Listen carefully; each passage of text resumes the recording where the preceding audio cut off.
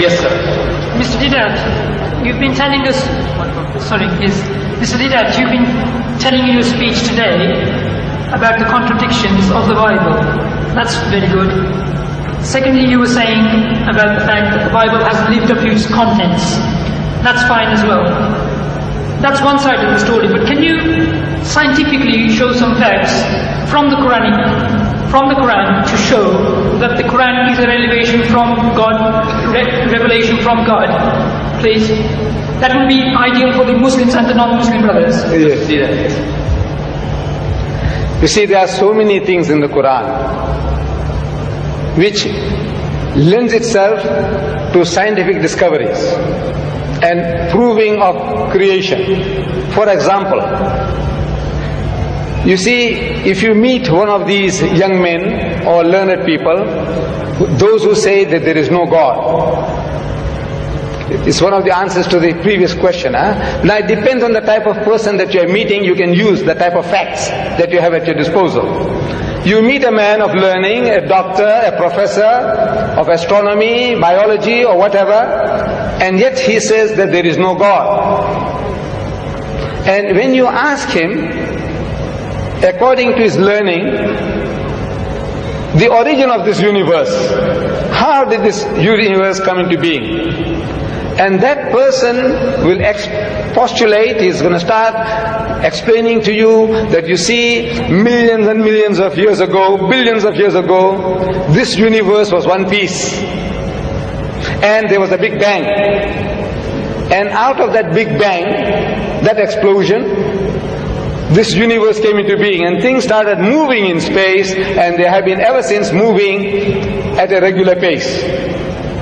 So that type of a person, we might ask, he says, now, where did you get this idea from? When did you learn this about the Big Bang? He said, no, yesterday. Because 50 years is yesterday in the history of man. 50 years is only like yesterday. So he discovered that there was a Big Bang according to our astronomers, according to our physicists, and out of that this universe came into being. So he said, you see, an illiterate man in the desert 1,400 years ago, he couldn't have known that, could he? So he says, no, never. So he says, well, listen. Now we quote the Quran. Allah says in the Quran, أَوَلَمْ يَرَى الَّذِينَ كَفَرُوا. Do not the unbelievers see? These atheists, these agnostics, those who say that there is no God, can't they see? أَوَلَمْ يَرَى الَّذِينَ كَفَرُوا أَنَّ السَّمَاوَاتِ وَالْأَرْضَ كَانَتَ رَتْقًا. That the heavens and the earth were joined together as one unit of creation. فَتَقْنَاهُمَا. And he split them asunder. And the biologist, you ask him, where does life originate? He said, in the sea, in the water, in the mire. Where did you get that from? He said, no, it's our discovery. When did you make the discovery? He said, yesterday. Because 50 years is yesterday in the history of man. So an illiterate man in the desert, he couldn't have known this. He said, never. Well, listen. Allah tells us through Muhammad, He said, وَجَعَلْنَا مِنَ الْمَاءِ كُلَّ شَيْءٍ حَيٍّ. And He has made from water every living thing. أَفَلَا يُؤْمِنُونَ. Will you then not believe? You atheist, you agnostic, you man of science, will you not believe? He said, look, where did Muhammad get all these ideas from? Plant life, animal life, vegetable life, every life, he says, has got pairs. 1400 years ago, in the desert, this man is talking. Where did he get the idea from? He says, Subhanallazi khalaqal azwaja kullaha. Says, glory be to God, who has created mates of everything. Mimma tumbitul ardu, of that which the earth produces. Wa min anfusikum, and from among yourselves, of the animal kingdom. Wa mimma la ya'lamun, and of the things that you know not.